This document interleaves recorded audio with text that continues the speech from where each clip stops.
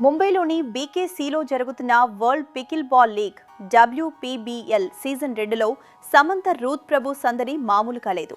ఈ లీగ్లో ఆమె కేవలం ఒక సెలబ్రిటీ అతిథిగా మాత్రమే కాకుండా చెన్నై సూపర్ ఛాంప్స్ జట్టుకు గర్వపడే యజమానిగా కూడా వ్యవహరిస్తున్నారు.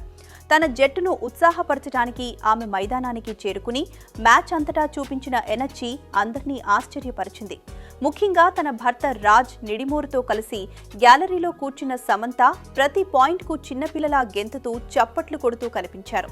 వీరిద్దరూ మ్యాచ్ను చూస్తూ పగలబడి నవ్వుతూ ఒకరితో ఒకరు జోకులు వేసుకుంటూ కాలాన్ని గడపడం అక్కడున్న వారిని ఆకట్టుకుంది. తన టీం పాయింట్ సాధించినప్పుడల్లా సమంత ఎంతో ఆనందంతో కేరింతలు కొడుతూ ఆటగాళ్లను ఎంకరేజ్ చేస్తున్న తీరు సోషల్ మీడియాలో వైరల్ అవుతోంది. సమంత కేవలం యజమాని హోదాలో గంభీరంగా కూర్చోకుండా ఆటలో పూర్తిగా లీనమై ప్రతి క్షణాన్ని మనస్ఫూర్తిగా ఆస్వాదించడం విశేషం. రాజ్ నిడిమోరు కూడా ఆమె ఉత్సాహానికి తోడై ఆ మ్యాచ్ను ఎంతో ఆహ్లాదకరంగా మార్చేశారు.